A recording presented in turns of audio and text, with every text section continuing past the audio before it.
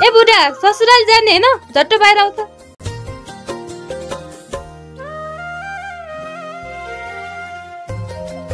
ल कपडा लगाएर आऊ कहाँबाट लेस बुढी यो कपडा जाबाट ल्याइन खुरुको लगाएर आऊ न ल ठिकै छ यो लारा चट्ट परेर जानु पर्यो ल सूर्यचोटी कोट नआउँदा पनि चट्टै देखिँदो रहेछ ल यो कोसेल लगेर जाऊ बसै बुढी ल म गएँ ससुराली पर्ख त बाको लागि घरमै रक्सी र हलुवा बनाइदिएको छु यो पनि लगेर जाऊ त्यहाँ फेरि ससुराली गएर बेहोरा नदेख है बुढी यस्तो कोट प्यान्ट लाएर हिँडेर नि ससुराली बेहोरा देख्छन् टट्ट परेर हिँडेको मान्छे ल बस बुढी ल बाई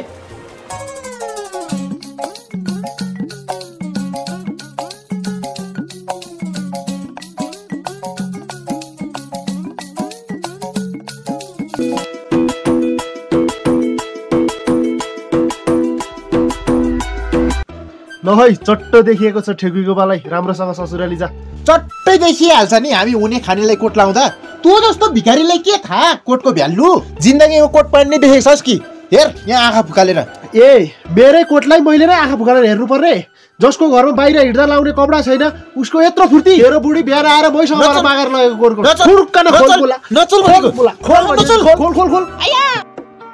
ल मुला ठुलो कुरो गर्दैछ भिखारीको सन्तान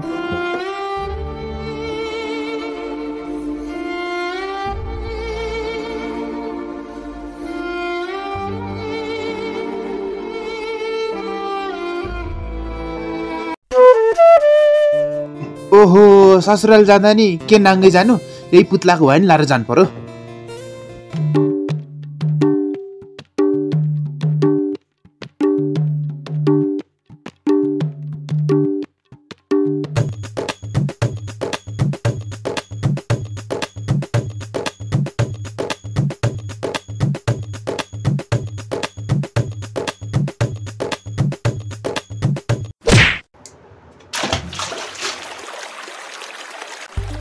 ला खत्तम भयो बर्बाद भयो बुढीले ससुराली पठाएको कोसेली त बगाइहाल्यो नि खोलाले अब यति नै भयो नि लगेर जानु पर्यो म त युवा असीको मासु खान्छु खसीको पल्ला गरे कान्छीसँग मुया बसिगो आहै पल्ला गरे कान्छीसँग मुया बसिगो यो भाउको मोजा पनि के साह्रो गनाएको छे जाऊ धोएर लगाऊ मोजा धोएर लाउन नसक्ने गन्धे बुढालाई को माया लाउन पुगेछ फेरि मोजा धोको त 2 दिन अगाडि मात्रै 4 महिना पुगेको हो कति चाँडो गनाउँछ यो मोजा पनि अब आफ्नै स्टाइलमा धुइन्छ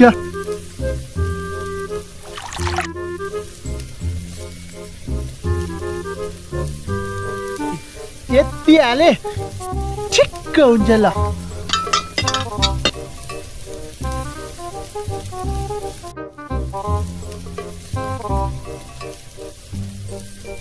यति हालेपछि चाहिँ चट्ट हुन्छ है ल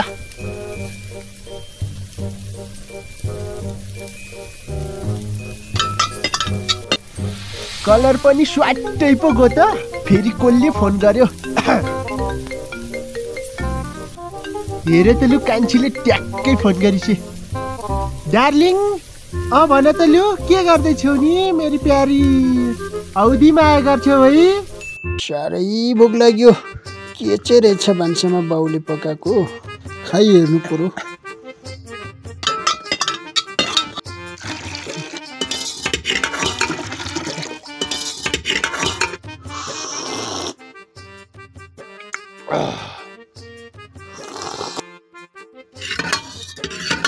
के चाहिँ रहेछ के नमिठो छ त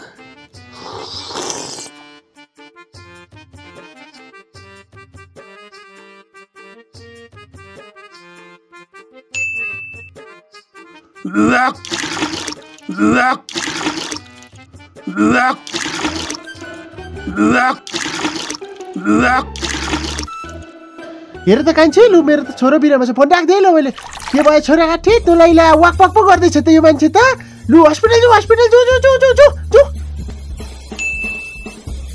ससुराबा ए ससुराबा कोही छैनन् क्या हो घरमा? भोक पनि लागेको थियो, चाउलो पो बनाइराखेको रहेछ, खाइदिउँ अब। कसको लागि बनाएको हो कि अब आफै खानु पर्यो? जे होस् नास्ता चाहिँ बनाइराखेको रहेछ।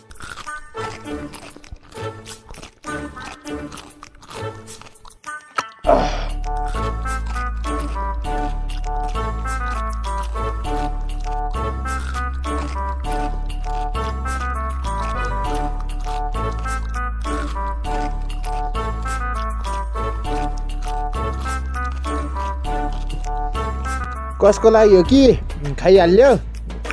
मिठै रहेछ, अब पकाएर राखिदिनु पर्यो। जस्तोको जस्तै बनाएर त राखिदिनु पर्यो अब।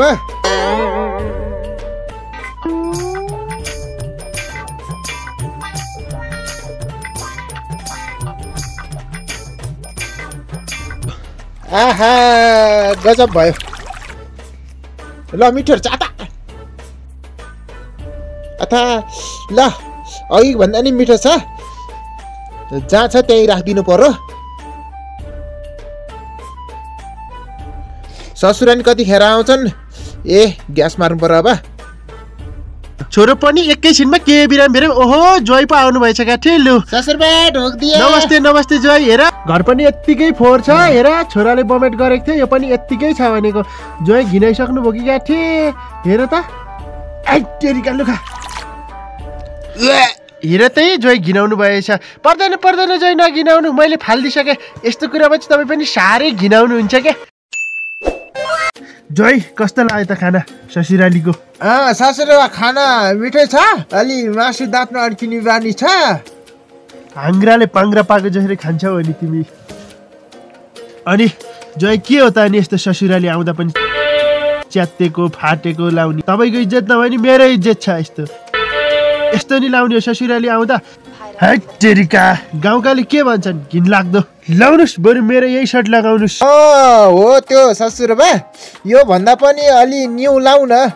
ससुरबाले लाएको त के लाउनु, अलि न्यू लाउ न। न्यू ए न्यू पो चाहियो? ए छोरा। हजुर बाउ। त्यहाँ जोइले साह्रै न्यू खोजे, एक सर्ट दे दे। सर्टले मात्रै इज्जत नधान्ला ससुरबा, अब एउटा एक सुट पनि दिनु पर्यो। ल ल जाऊ, तल छोराले दिन्छ।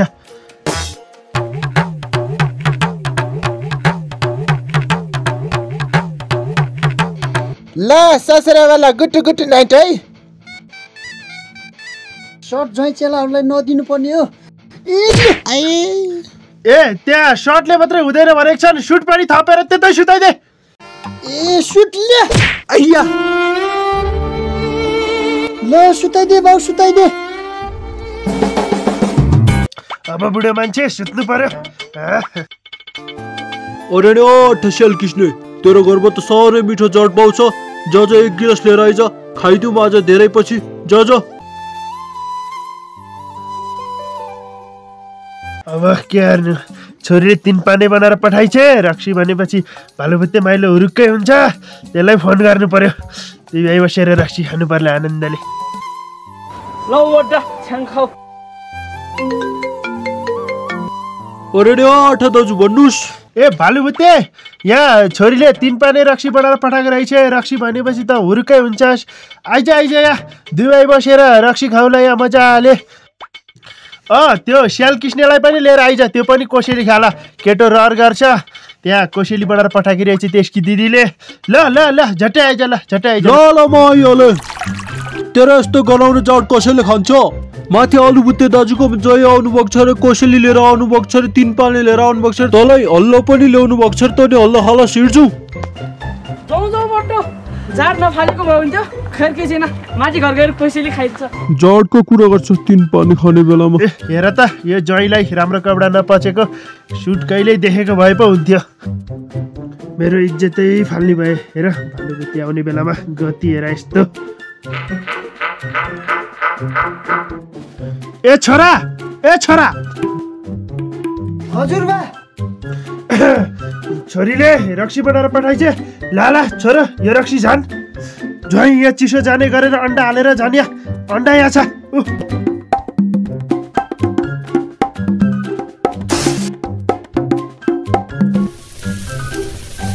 कति माया गर्छ भने यो छोरीले मलाई त हेर त दुःख गरेर 3 पाने बनाएर पठाइछे कति चाहिँ ज्ञानी छ भने मेरी छोरी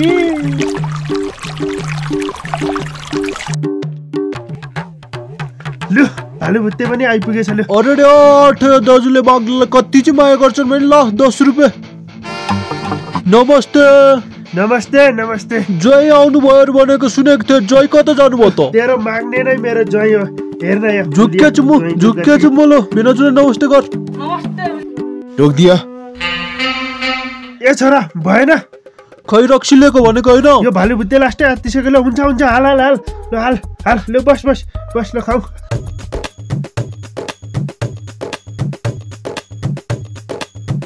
ए श्यालकृष्ण ल यसमा दिदीले के पठाएको छ हेरेर खा दिदीले कति चाहिँ मिठो हल्ला बनाएर पठाएको चाख्नु पर्यो कति चाहिँ मिठो छोरीले रक्सी पठाइछ भने 3 पाने भनेको त यस्तो होस् न खाँदा पनि टक्क मिठो कस्तो चाहिँ हो कसैले लिएको आफै खान्छन्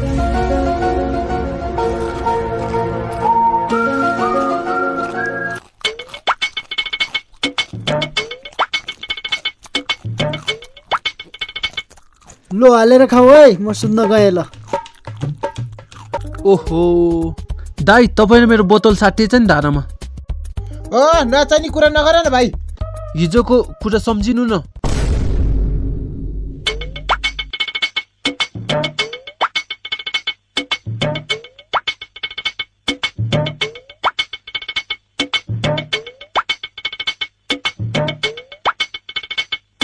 ए हो त नि है के थियो भाइ तपाईको बोतलमा गाईको पिसाब र मुसा मार्ने औषधि